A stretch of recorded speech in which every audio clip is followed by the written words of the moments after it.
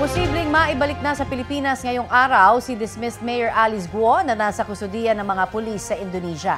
Ayon sa tagapagsalita ng Presidential Anti-Organized Crime Commission na si Winston Casio, bago pabalikin si Guo sa Pilipinas, dadaan pa rin siya sa Indonesian immigration at sa iba-iba pang proseso roon.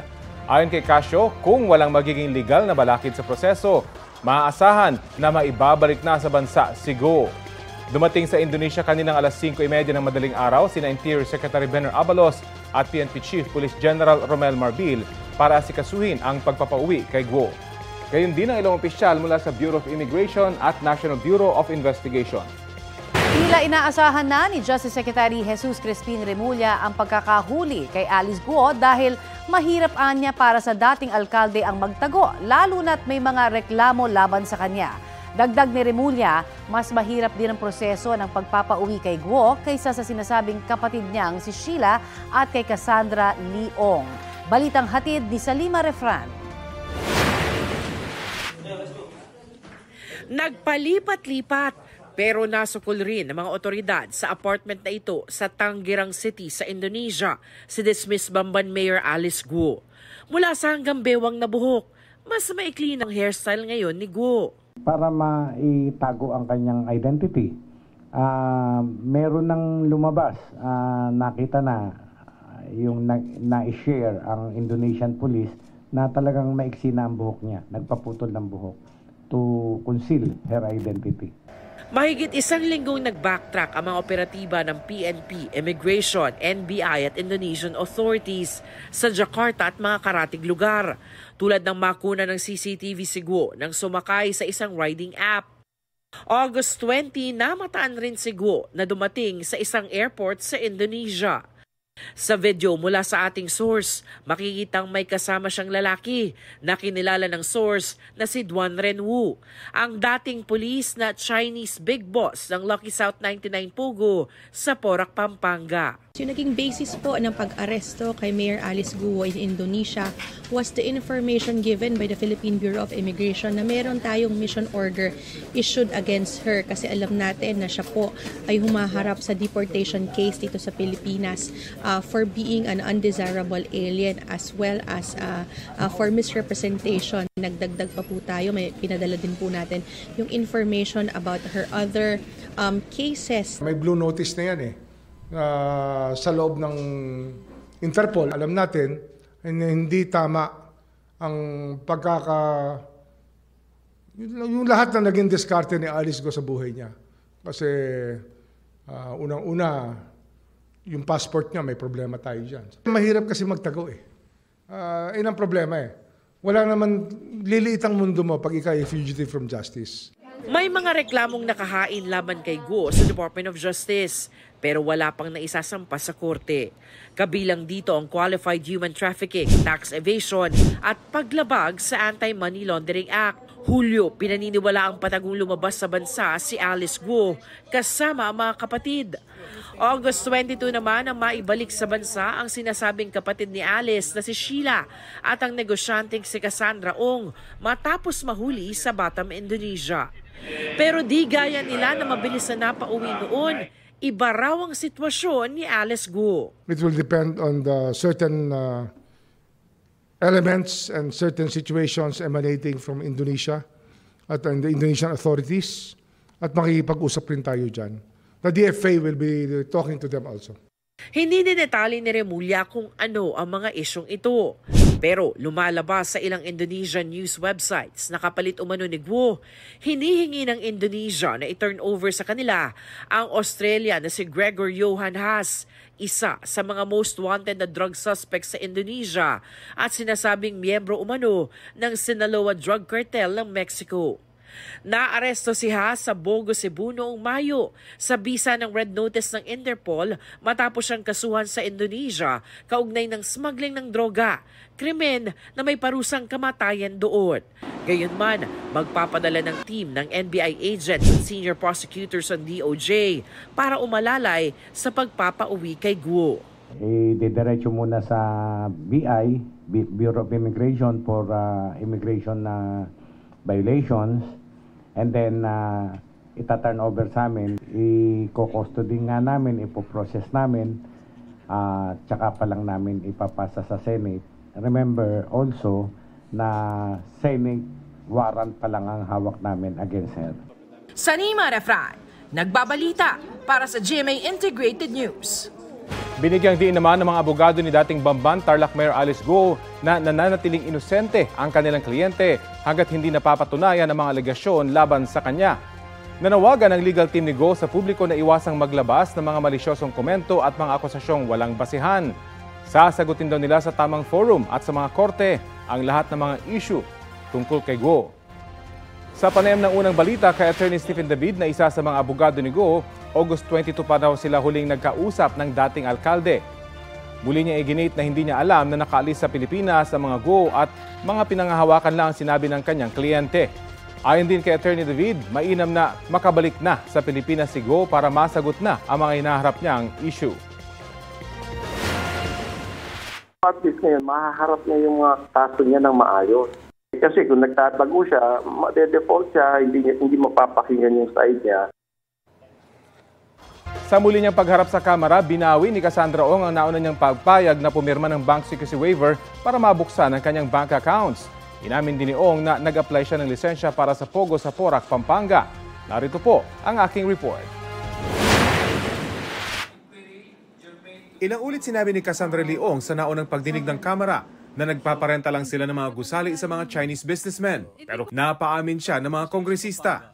We are preventing that Congressman Karap will again make a motion for contempt and consign you to Mandaluyong Correctional Institution. Now you answer me now, what kind of license did you trying to get from PAGCOR? Mr. Chair, license to operate po ng PAGCOR. Ano? Ano to operate po ng PAGCOR? Hindi pwedeng to operate ng PAGCOR. You applied for a license from PAGCOR to operate what? To operate Pogo po. Yun! Una nang sinabi ni Ong na hindi niya alam ang operasyon ng Pogo sa Porac, Pampanga. Authorized representative lang daw siya ng Lucky South 99. Sa ikaapat na pagdinig ng Quadcom ng Kamara tungkol sa mga Pogo, tinanong din si Ong kung saan galing ang mga pondong ginamit nila para magawang mahigit 40 gusali sa Porac, Pampanga. Sagot ni Ong, mana mula sa kanyang ina. Pero hindi niya masagot kung saan eksakto galing ang pera ng mga kasosyo. Hindi kaya galing sa drugs ang negosyo ng mga partner mo, yung mga kasosyo mo? Sigurado po ako, hindi po. Binawi rin ni Ong ang naunang commitment na pumirma ng bank secrecy waiver para mabuksan ang kanyang bank accounts. Sa umpisa ay pumayag siya na mag-execute ng bank waiver. Ngunit ito ay kanyang binawi dahil sa alang-alang niya na ito ay magsisilbing ebidensya laban sa kanya sa kasong money laundering na inihain ng PAOK at AMLAC. Sa isang punto, muling sinabihan si Ong kung payag siya maging testigo lalo't duda ng mga kongresista, dami lang siya ng mga Pogo operator. Sinabi rin kasi niyang hindi siya nagtapos ng pag-aaral, pero hindi pa raw siya makapagdesisyon. Dami ka lang dito. At merong mga tao nasa likod nito na hindi mo mabanggit for some reason. No, for some reason, hindi mo mabanggit kasi maaaring malapit sa'yo, o hindi kaya ay kamag-anak mo, o hindi kaya ay boyfriend mo, o hindi kaya ay siya yung pilit mong tinatago sa amin. Di ba? Anong masasabi mo, Cassie? Sa lahat po ng question na po, hindi po ako dami. Matapos ang ilang tanong, tumanggi nang sumagot si Ong. Nagpaalam rin para pumunta ng palikuran pero hindi na bumalik at kalaunay sinabing bumagsak ang kanyang sugar level. Ayon sa doktor ng Kamara, hindi mabasa ng makina ang kanyang sugar level, indikasyon kung gaano ito kababa. Dahil dito, iniutos ng Quadcom na itakbo na siya sa ospital para sa susunod na pagdinig, maipagpatuloy nila ang kanilang pagtatanong. May motion din sa pagdinig na imbitahan si Alice Guo sa pagdinig ng Quadcom pag dumating na siya sa bansa. Rafi Tima nagbabalita para sa GMA Integrated News. Sa ibang balita, mahigit 1,600,000 tao ang naapektuhan ng mga pinagsamang epekto ng bagyong Enteng at hanging habagat ayon sa NDRRMC. Mahigit 30,000 sa kanila ang nanatili sa evacuation centers. Sa nakalipas po na 5 araw, 13 na ang nasawi dahil sa masamang panahon. 11 naman ang sugatan at 15 pa rin ang nawawala. Sa tala po ng NDRRMC, mahigit 63 milyong piso ang halaga ng pinsala sa infrastruktura sa Cordillera Administrative Region, Region 5 at Region 2. Naiulat na rin po ang pinsala sa agrikultura sa Western Visayas na abot sa mahigit 1 milyong piso. Nasa state of calamity na ang buong probinsya ng Camarines Sur dahil sa lawak ng pinsalang dulot ng bagyong Enteng. Ayon kay Camarines Sur Governor Luigi Villaferte, batay sa paunang ulat ng Provincial Disaster Risk Reduction and Management Council, mahigit 800,000 individual ang naapektuhan ng bagyo. Inaasahang makatutulong ang emergency funds dahil sa deklarasyon ng state of calamity sa rehabilitasyon ng mga apektadong lugar, pati na rin sa kabuhayan at agrikultura. Bago yan, naunang nagdeklara ng state of calamity ang Naga City kung saan nasa 12 milyong piso ang pinsala sa agrikultura dahil sa bagyong Enteng. Nag-aerial inspection si Pangulong Bongbong Marcos sa Marikina at Rizal na sinalanta ng bagyong Enteng. Ilan po sa mga napuna ng Pangulo ang umapaw na Marikina River at kalbong bahagi ng kabundukan ng Rizal na may quarrying activities o pinatayuan ng mga bahay. Sabi po ng Pangulo, maaaring ito ang ilan sa mga dahilan kung bakit nagkaka-landslide. Dapat na raw higpitan ang pagpapatupad ng mga batas kontra sa mga aktibidad na nagdudulot ng pagkakalbo ng mga kabundukan.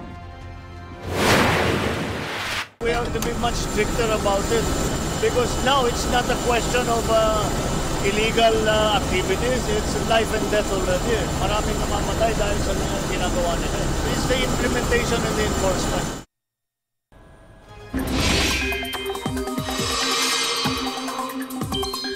Mga kapuso, may panibagong bagyo ang posibleng mabuo at papasok po sa Philippine Area of Responsibility sa susunod na linggo. Base sa datos ng Pag-asa para sa September 11 hanggang September 17, may bagong mabubuong sama ng panahon sa bahagi ng West Philippine Sea pero mababa raw naman ang tsansa nitong maging bagyo.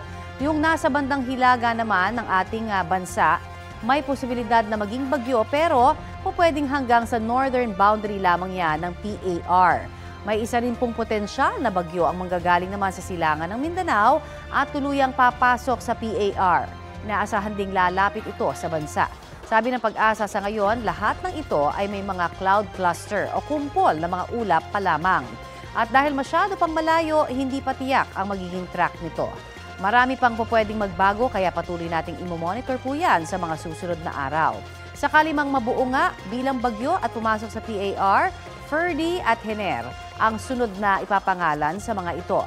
Sa ngayon, dahil po sa habagat at buntot ng bagyong Enteng, maalon pa rin po at delikado sa mga maliliit na sasakyang pandagat ang pumalaot sa mga dagat na sakop ng Ilocos Region, Zambales, Bataan at sa western coast ng Occidental Mindoro, kasama na po dyan ang mga isla ng Lubang at Calamian.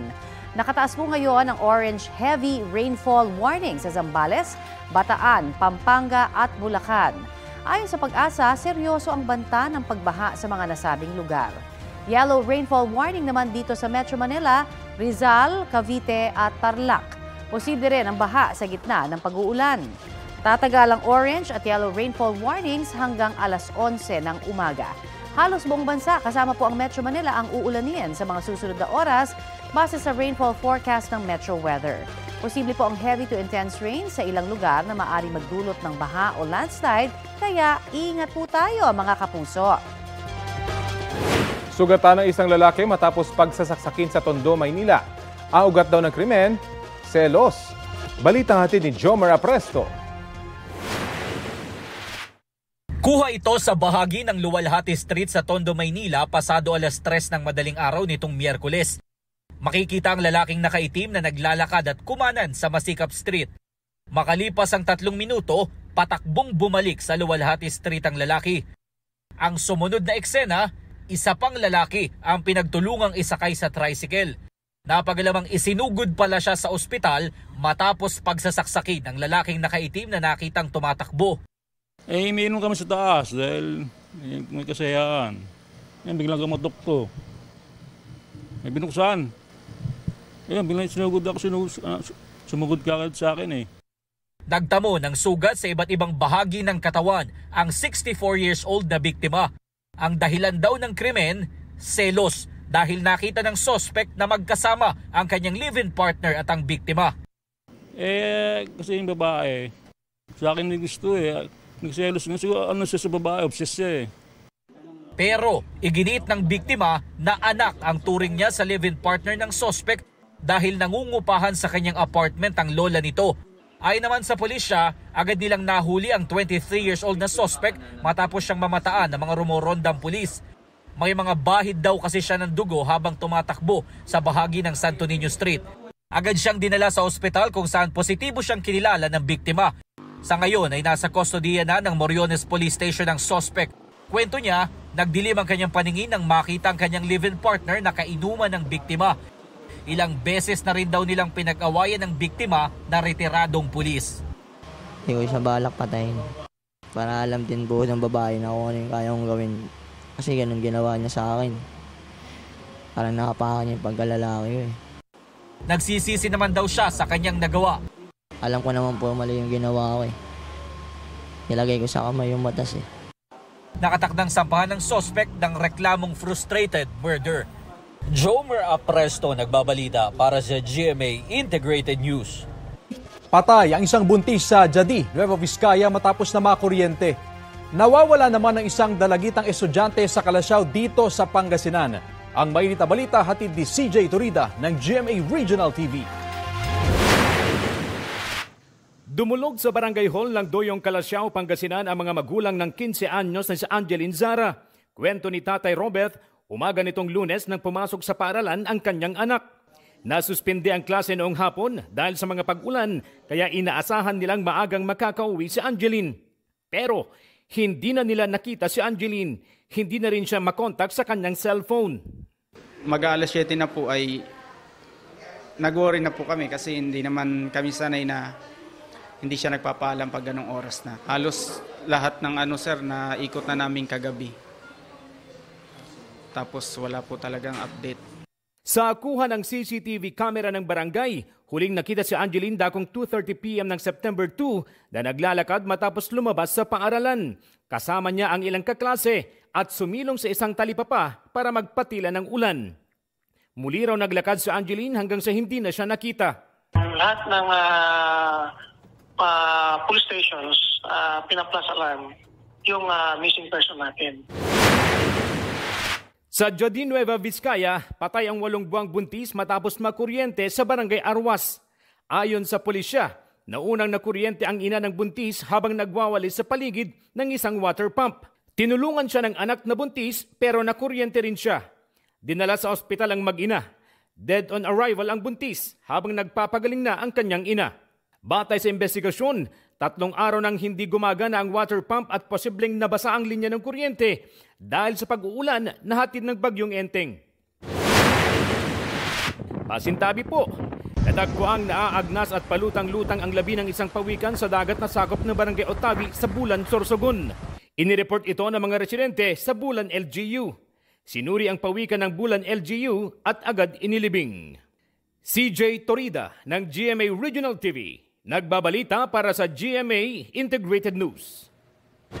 Lampas tuhod pa rin ang baha sa ilang lugar dito sa Dagupan, Pangasinan. Sa Barangay Maluwed, gumagamit ng balsa ang mga residente para makarating sa kalsada.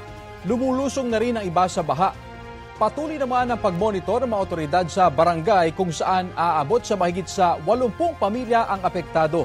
Binabantayan na rin ang ilang pang low-lying barangays dito sa Dagupan dahil sa pagtaas ng antas ng tubig sa Pantal-Sinukalan River.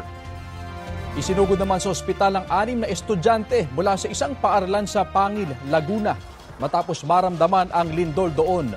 Nahilo at nahirapan umanong huminga ang mga estudyante nang bumalik sa kanilang silid-aralan matapos isagawa ang duct cover and hold. Dahil sa dami ng estudyante, nagpasya na ang school nurse na tumawag ng ambulansya. Sa ngayon, stable naman ang lagay ng 6 na estudyante at naiuwi na sa kanilang mga pamilya. Nagsagawa na rin ng assessment ang mga otoridad sa mga gusali ng paaralan matapos ang insidente. Dahil sa lindol, sinuspende ang klase roon kahapon. Pagbalik sa Pilipinas, sa Senate Detention Facility dadalhin si Alice Guo kung saan makakasama niya si Sheila Guo. Muli namang iginiit ni Pangulong Bongbong Marcos na mananagot ang lahat ng sangkot sa pagpuslit palabas ng bansa ng dating alkalde. Balitang hatid ni Chino Gaston. Kung sino man ang tumulong na makaalis sa bansa, si dismissed Bamban Mayor Alice Guo pananagutin ayon kay Pangulong Bongbong Marcos. Nang tanungin kung sino ang masisibak, Oh, you'll find out soon enough. Hindi lang namin sila sisibakin, kakasuhan pa namin sila. Dahil ang kanilang ginawa ay labag sa batas at against all of the interests of the Philippine judicial system. huling nasilayan ng publiko si Alice Guo noong May 22 sa pagdinig ng Senado tungkol sa mga iligal na aktibidad sa mga pogo. Matapos ang halos 3 buwan, August 19, pumutok ang impormasyong nakaalis na si Guo sa bansa noong Hulyo pa lang at nakarating na sa Malaysia, Indonesia at Singapore. Isang araw pagkatapos niyan, August 20, dumating si Guo sa airport sa Indonesia. Noong araw rin yun, naharang sa Batam, Indonesia ang sinasabing kapatid ni Alice na si Sheila at kinakatawan ng Lucky South 99 na si Cassandra Ong. Sa kamara nakadetine si Ong dahil sa contempt order laban sa kanya, bunsod ng di pagsipot noon sa mga hearing. Sa Senado naman si Sheila Guo at sa parehong detention room sa Senado inaasang ididiretso si Alice Guo kapag napabalik na ito sa Pilipinas. I assure their safety talaga and kung kailangan magdagdag ako ng personnel to guard them 24/7 we will do it. Magkasama sila sa kwarto at papayagan din gumamit ng cellphone. Hindi naman sila nakakulong, hindi na sila nalilin order. Pero tutol dito si Senador Win Gatchalian. Kung gusto niyang tumawag at makausap yung kanyang abogado o ibang gusto niyang kailangan kausapin, dapat gumamit siya ng cellphone outside of the detention cell, yung common cellphone. At may permission, of course, sa ating Sergeant at Arms. So, yan ang nature ng detention no? Hindi naman at ma-avoid rin natin yung contact niya sa ibang mga taong sa labas. Hindi natin alam kung sino pa yung mga pwede niyang kausapin. Alam natin may link siya sa sindikato, baka makausap niya itong mga sindikato.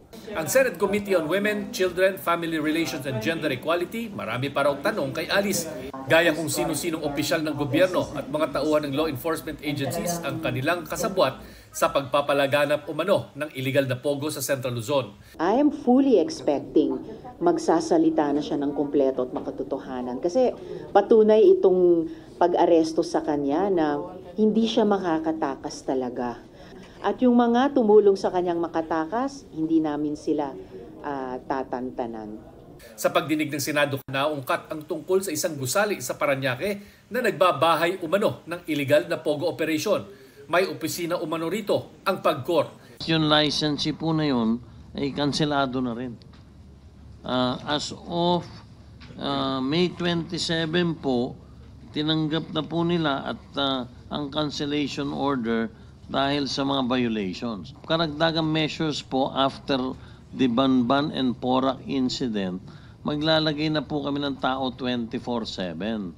Kaya po Senator Tulfo, yun po ang naging dahilan kung bakit po itong mga inspektor namin ay nagrekomenda sa amin ng 9 violations po. Kapag ko doon, sir, let me just finish, kolektor para sa lagay. Tinanong ng mga senador ang PAGCOR, DOLE at PNP kung kamusta ang pagpapasara sa naturang 208 illegal pogos sa buong bansa at kung nag-i-empake na rin ba ang 41 pogo na legal pa hanggang December 31. Inanunsyo ng Bureau of Immigration yung pagkakansela po ng mga 9G visas. Hindi naman pwedeng sa December 31 lang makakansela yung mga visas na 9G dahil pag ganon, unang-una, paano aalis yung mga nasabing foreign workers? Dito po tayo sa na-cancelled alien employment permit. Ang na-cancel namin sa NCR as of 2023, 24,361. Ang Central Luzon, 513. Calabarzon, 2,121. At Region 10, 67. Ngayon, kung sila ay pinauwi ba o hindi pinauwi, ang aming sagot po yan, ibinibigay namin ito sa BI at sila ang nagpapacilitate. Chino Gaston nagbabalita para sa GMA Integrated News. Natagpuan na ang bangkay ng isa sa mga naanod na bahay ng baha sa Tanay Rizal sa kasagsagan ng ulang dala ng bagyong Enteng nitong Lunes. Pahirapan ang pag-recover sa biktima dahil sa pag-ulang matinding baha at malakas na agos ng tubig. Natagpuang nakalubog sa putik ang katawan ng babae sa Sitio Lubigan sa Barangay Plaza Aldea. Ayon sa mga otoridad, kasama ng biktima ang kanyang asawa sa loob ng kanilang bahay nang tangayin ito ng matinding baha. Ligtas ang lalaki matapos makalangoy papunta sa malapit na ilog. Nakaburol na ang babaeng biktima at nakatakdang ilibing bukas. Itinigil na po ng mga rescuer ang search and retrieval operation sa dalawang nawawala sa Barangay San Luis, Antipolo City. Sila po ay naiulat na nawala matapos langayin ng rumaragasang baha ang kanilang bahay sa gitna po ng pananalasa ng bagyong Enteng nitong Lunes. Natagpuan namang bangkay ang isa pa nilang lalaking kaanak. Sinubukan ng mga rescuer na hanapin ang mga nawawala sa ilalim ng tulay pati sa sapa pero nabigo po sila. Umaasa pa rin ang mga kaanak ng mga nawawala na makikita sila. Makikipag-ugnayan daw ang barangay officials at Antipolo CDRRMO sa mga kalapit barangay at bayan para i-alerto tungkol sa mga nawawala. Baha pa rin sa lugar sa Malabon na tinatawag na Tuyuan sa Barangay Tinajeros malapit sa Tulyahan River. Ayon sa isang tauhan ng barangay, mabagal ang paghupa ng baha dahil hindi pa naayos ang pumping station. Samantala, nananatili pa rin sa evacuation center ang mahigit 60 residente. Lumikas sila dahil sa bahang dulot ng malakas na ulan, high tide at pag-apaw ng Tulyahan River na konektado sa La Mesa Dam. Kwento ng mga residente, bahain talaga sa kanilang lugar dahil mababa at malapit lang sila sa ilog. Bagamat perwisyo, nasanay na rin daw sila sa ganitong pamumuhay.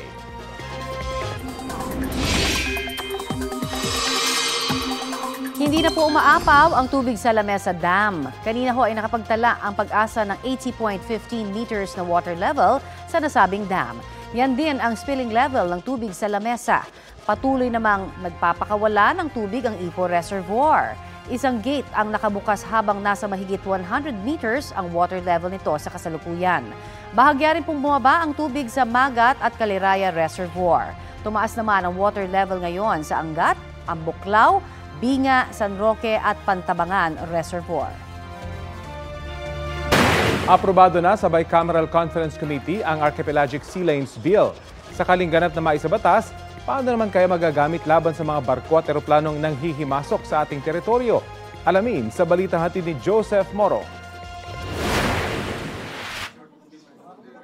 Inaprubahan na ng parehong Kamara at Senado sa Bicameral Conference ang panukalang batas na nagtatakda ng archipelagic lanes ng Pilipinas. Ito yung mga tila highway sa palibot ng Pilipinas kung saan maaaring malayang makadaan ng mga barko at eroplano maging ng ibang mga bansa.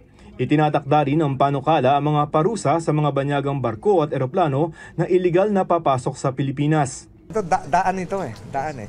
So pag ito yung axis mo, nasabi ito yun, no? Yung sa gitna. Yung sa gitna. So 25 ka dito, 25 dito. Pag hindi sila nagko-comply doon sa, I think that's section 23, we can deny them access. Not just the, mayroon banggit not just the PLA, not just and other states. Pag hindi nag-comply doon, hindi sila makakatraverse sa atin.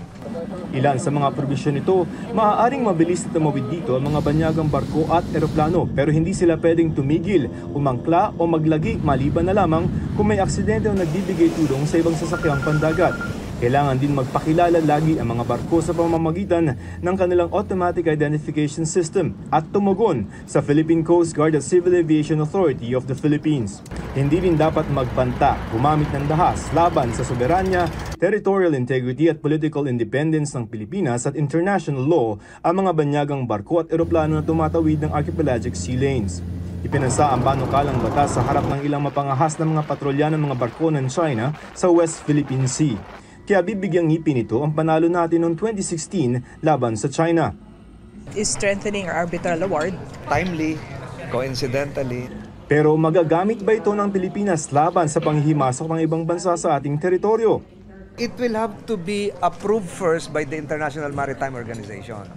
So pag na-approve ng IMO, isang global notice yan sa lahat. At ito yung ASL ng Pilipinas, you have to comply. And IMO is very strict when it comes to enforcement mechanisms. So pag hindi, mabigat ang IMO. Nauna nang pumasa noong Hulyo sa BICAM ang Maritime Zones Bill na nagtatakda ng mga boundaries at sovereign rights ng Pilipinas tulad sa Exclusive Economic Zone o EEZ na karaniwang tinatawag na West Philippine Sea. Ang dalawang panukalang batas na ito ay target na isumite ng Kongreso sa susunod na linggo sa Pangulo para mapirmahan at ganap na maging mga batas. Oras na mga pirmahan ng Pangulo, maglalabas ito ng proklamasyon at magiging epektibo ito sa loob ng 6 na buwan. Joseph Morong nagbabalita para sa GMA Integrated News. Sandaling nagliwanag ang kalangitan sa Tuguegarao, Cagayan kaninang pasado alas 12 ng madaling araw. Nakuhanan po ng ilang residente ang pagdaan doon ng asteroid. 6 bolang apoy ang nasaksihan sa langit.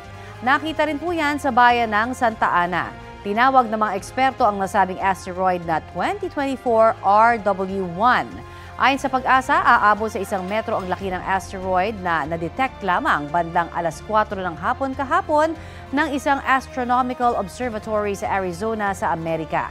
Walang inaasahang pinsala mula sa bumagsak na asteroid dahil nasunog ito sa atmosphere. Samantala, kaugnay po ng namatang asteroid na biglang nagliwanag sa kalangitan sa Cagayan kaninang madaling araw, kausapin na natin si Mr. Mario Raimundo, ang hepe ng Astronomical Publication and Planetarium Unit ng Pag-asa. Magandang umaga at welcome po sa Balitang Hali. Yes, Connie, isang magandang umaga sa iyong mga tagapanood ng iyong programa. Balitang Hali po. Ano po ba ang ibig sabihin itong pagpasok po ng asteroid na pumasok po sa Earth atmosphere? Well, masyado kasing malapit ang naging period nung discovery at saka yung point of entry sa Earth na tinatawag natin 2024 RW1 asteroid. Now, itong nasabing asteroid na ito ay by history at saka sa data, ito po ay pansyam. So marami po kasing klase ng mga asteroid na nandyan po nakalocate in between planet Mars and Jupiter. And then, yan po ay, ang karamihan po dyan ay siyam po dyan ang talagang meron ng data. So balit nakot hindi lamang po ang lahat sapagkat kadi-discovered lang, ipapasok na po pala. And so, na-predict nila ang orbital period nito na dito sa Pilipinas, babaksak dyan po sa may northern tip ng Pilipinas. Kanila po prediction ay almost accurate sapagkat base po dun sa mga video na nakikita ko po ngayon na nagkarat niya sa mga Facebook, nag-upo po ito more or less mga 1240. So, yung po talagang tunay na nakita nila ay hindi po talaga mga defunct satellite. Ito po ay tunay na pumasok sa atmosphere. Ito po ang tinatawag nating asteroid. I see, okay. Pero sabi ho ng European Space Agency, no, ay dapat hindi naman daw mangamba dahil harmless ito. Tama ho ba yon? Kasi nga po, ang characteristic po nito ay explosion din in the high atmosphere. Ibig po sabihin, ang isa pong ganyang asteroid o kasi meteors, ay sa taas lamang po yan, ay dahil pumapasok po sa atmosphere natin, ay nasusunog na. And so kapag ka po sa sobrang sa fusion, ay bigla po itong sasabog. Now, karamihan po dito ay halos hindi na po bumabaksak dito sa atin sa kalupaan sapagkat doon pa lang po nadudurog na, especially po pag ganyang maliit. Meron ho bang, sorry po, go ahead. At kung sakali naman po may makasurvive during that fragmentation, kasi nga nag-exhibit na siya ng terminal flash, bright terminal flash, ay kung sakali man po meron pong nakasurvive na fragmentation at nakuha po ng ating mga kababayan, ay ito po yung tinatawag nating meteorite, which is side out kasi ang tingin ko po kung meron pong nakasurvive, maaari po sa dagat bumaksak. I see, okay. Pero may mga susunod pa ho kayang kaparehong event in the near future? Definitely meron sapagkat we have billions of pieces ng tinatawag nating mga asteroid around in between Mars at saka ng Jupiter. Kaya naman po ay, siyempre po, yung pong tinatawag natin na near-Earth object na yan, ay ang tinatawag po mga Athens and Apollos. May mga Earth crosser po yan. And so definitely, there's a time na talagang minsan ay bibisita sa planet Earth ang mga iyan. Kaya lamang po, siyempre, ang tanong po doon ay kailan. So yan po ang talagang pinagkutunan ng pansin ng ating mga astronomer. Maraming salamat sa inyo pong binahagi sa aming impormasyon, Mr. Mario Raimundo ng Astronomical Publication and Planetarium Unit ng Pag-asa. Nasunog ang isang bodega ng aircon supplier dito sa Davao City. Sa Barili, Cebu naman, nauwi sa pananaga na ikinamatay ng isang lalaki ang away sa pustahan sa larong volleyball. Ang mainit na balita hatid ni Argil Relator ng GMA Regional TV. Bago siya nasawi, nagawa pa rin daw ng 40 anyos na construction worker na protektahan ang kanyang misis mula sa umatake sa kanila sa Barilis, Cebu. Ayon sa asawa ng biktima, pauwi na sila sakay ng motorsiklo nang pagtatagain ng kanilang kapitbahay ang kanyang mister gamit ang karit. Sumuko na suspect sa mga pulis. Lumabas sa inisyal na investigasyon na binalak ng suspect na patayin ang biktima bilang ganti sa pambububog nito sa kanya. Nag-away raw ang dalawa tungkol sa laro ng volleyball at sa pustahan nila.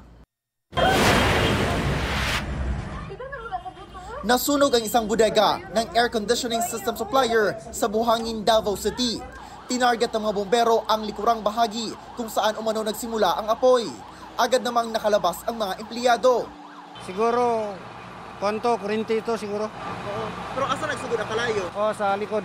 Sa likod yung bahin? Saan adi ang sulod? Buniga. Bodega sa mga aircon.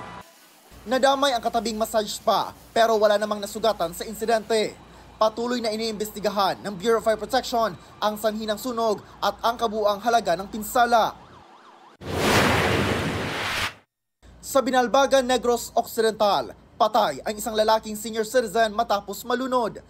Ayon sa pulisya, may mga nakakitang naligo sa dagat ang biktima sa gitna ng malakas na alon nitong Lunes.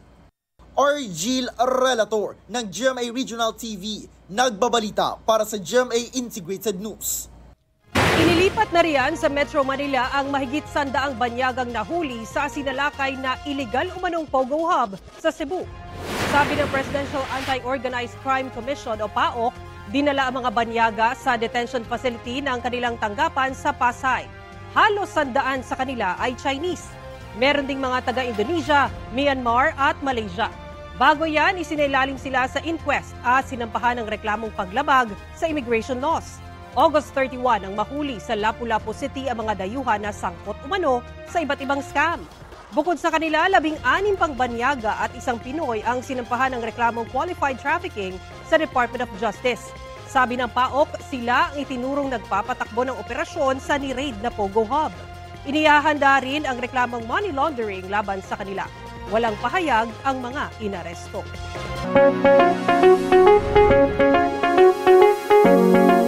Libreng makakapagpates sa ilang pampublikong ospital ang mga suspected o hinihinalang kaso po ng Mpox o dating monkeypox. Sinabi po yan ni Health Secretary Ted Herbosa sa budget hearing ng Kamara. Inatasan na rin niya ang PhilHealth na bumuo ng benefit package dahil posible anyang numipis ang supply ng test kits para sa Mpox. Base sa datos ng DOH, naka-isolate na ang 8 na italang aktibong kaso ng Mpox sa Pilipinas. 6 ang nasa Metro Manila habang nasa Calabarzon ang 2 iba pa. Bumuo na rin po daw ang ahensya ng task force na tututok dito. Mga kapuso, narito po ang listahan ng mga ospital para makapagpa-test para sa Mpox. Kabilang po ang Research Institute for Tropical Medicine, San Lazaro Hospital, East Avenue Medical Center, Jose Reyes Memorial Medical Center, Jose N. Rodriguez Memorial Hospital, Quirino Memorial Medical Center at sa UP Philippine General Hospital. Ito ang GMA Regional TV News. Magpapatupad na ng dress code ang Basilica Minore del Santo Niño de Cebu sa Cebu City simula sa October 1. Ayon sa pamunuan ng Basilica, para yan mapanatili ang kabanalan at paggalang sa lugar. Sa ngayon, pinahihiram pa ng shawl o balabal ang mga naka-sleeveless, sando, shorts, maiksing palda at crop top. Simula sa susunod na buwan, wala nang ipahihiram na balabal at bawal na makapasok sa Basilica kung hindi sumunod sa dress code. Pinapakiusapan din ang mga turista na iwasan ang pagbisita tuwing Biyernes at Linggo kung hindi naman sila dadalo sa misa.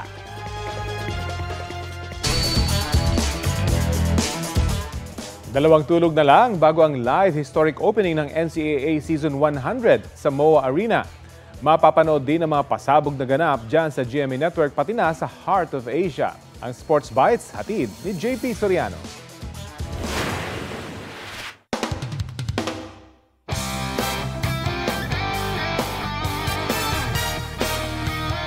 Mula sa paghahanap ng mga new heroes sa Season 99, Mga tumata at hindi malilimutang collegiate sports moments naman ang aalalahanin sa Season 100 ng National Collegiate Athletic Association o NCAA.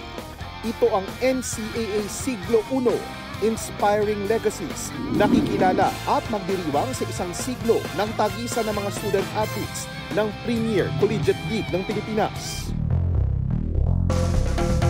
Ang host school ng historic season ay ang Lyceum of the Philippines University na pinangungunahan ni Season 100 Policy Board President Attorney Roberto Laurel. It is our pride and honor for LPU, Lyceum of the Philippines University, to be the host of Season 100. We promise all of you, yung fans ng NCAA, yung mga estudyante natin of all member schools, with our partner GMA, that we are going to have a very competitive, exciting, no other season than like Season 100. Together with our coverer, our partner GMA, we prepared an opening ceremonies that will show how NCAA was with respect to its legacy, its history, and then also unity and strength by way of several innovations. Bukod sa inaabangang basketball, ma-highlight rin ang iba pang sports sa gitna ng lumalawak na interes ng mga Pilipino. Lahat ng mga atleta ng iba't ibang events ng NCAA, 13, as well as other special events, they will be represented in the Parade of Athletes. Present sa NCAA Philippines Season 100 Grand Press Conference ang NCAA Management Committee ng 10-member school, GMA Synergy officials ng official media partner ng NCAA na GMA Network, coaches ng men's basketball teams, at team captains ng basketball team. Kabilang na ang NCAA Season 99 champions na San Beda Red Lions at runner-up na Mapua Cardinals. Excited silang may makatapat muli sakaling umabot sa finals ng Season 100. CSB or Mapua ulit. San Beda. Para sa bayan, ang 100 years ng NCAA, magtatangkal din sina Justin De Dios ng SB19 at ang P-Pop Female Alphas na G22 na siyang aawi ng NCAA Season 100 theme song na Own the Future na nagpatikim na rin ng sample sa press conference.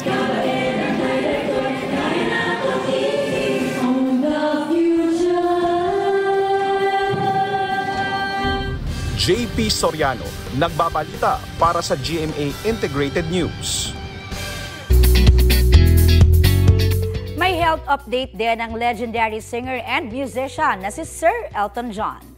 Sa kanyang Instagram post, ikwinento ng 77-year-old music icon na nagkaroon siya ng severe eye infection at ngayon nakararanas ng anyay limited vision. Very positive naman daw si Sir Elton sa progress ng kanyang healing journey dahil sa tulong at suporta ng kanyang pamilya at medical team. Last week, inanunsyo niya ang release ng pelikulang Elton John Never Too Late na ipalalabas sa BFI Film Festival sa London, England.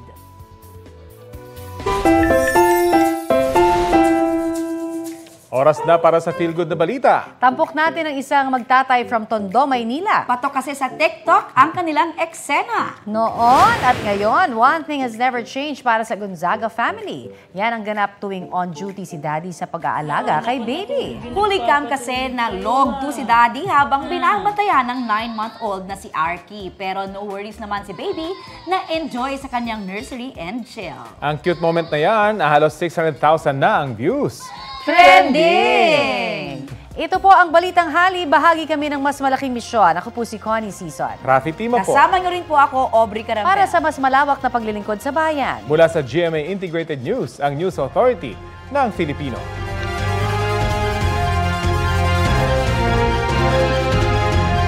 Kapuso, alamin ang maiinit na balita. Bisitahin at mag-subscribe sa GMA Integrated News sa YouTube. Sa mga kapuso abroad, samahan nyo kami sa GMA Pinoy TV at sa www.gmanews.tv.